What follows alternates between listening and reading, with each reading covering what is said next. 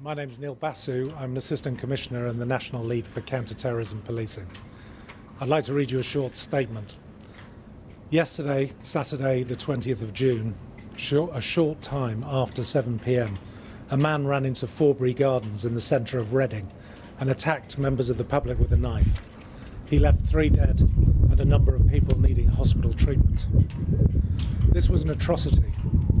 My deepest sympathies go out to the families who will be mourning loved ones today after this horrific act, and to everyone who has been affected by it.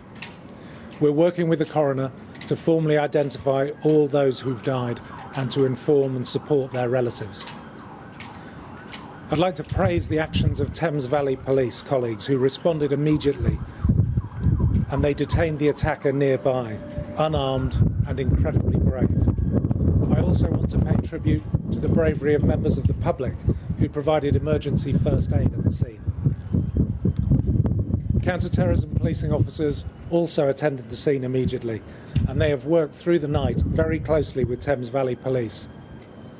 And this morning, I can formally confirm that this was declared a terrorist incident at 08:30 as a result of those investigations through the night. A 25-year-old man was arrested yesterday on suspicion of murder, and he remains in custody.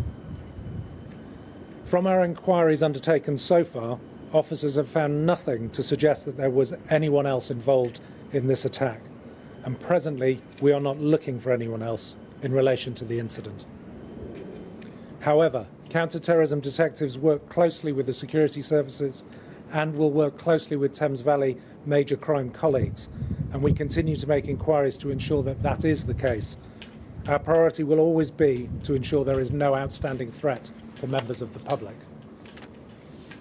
Although the motivation for this horrific act is far from certain, counter-terrorism policing have taken responsibility for leading the investigation. However, we're clear that it was not associated in any way with the Black Lives Matter protest, which took place peacefully earlier on in the day, and which had concluded some hours before this attack took place. We will be working round the clock on this investigation to get justice for those killed and injured. And I would appeal to members of the public who may have witnessed the attack or have information that might assist the investigation to contact the police. I am incredibly grateful to the 41 witnesses who've come forward so far.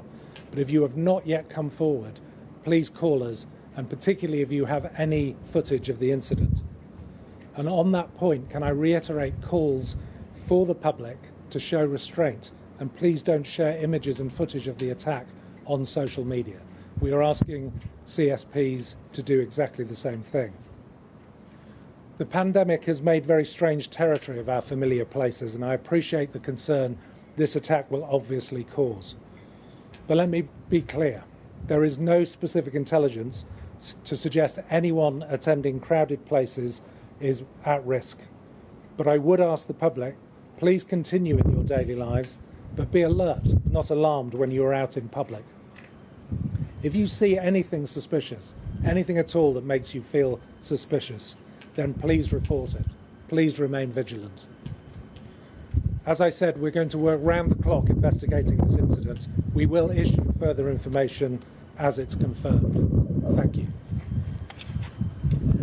So that is Neil Basu, Assistant Commissioner at New Scotland Yard. We're not looking for anyone else in connection with this incident. That's clearly a main line of inquiry at the moment, and we will continue working on that. As soon as we have further information, we will give that out. And was this person known to authority and was under surveillance, and has the terror level increased as a result of what happened yesterday? So we're not going to talk about the individual who's currently in custody because it's a live investigation. But what I can say at the moment, could you just repeat the last part of your question? Has the terror risk increased as a result of what happened yesterday? No, the terrorism threat in this country remains substantial. Now, clearly, for the public, that means an attack is still likely, and that's why we're asking the public to remain alert, not alarmed, and vigilant when they're in public.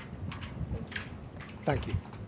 See the headlines as they happen and watch BBC News live in the app and get the full story with bbc.co.uk/news. Follow the story for all the latest with BBC News.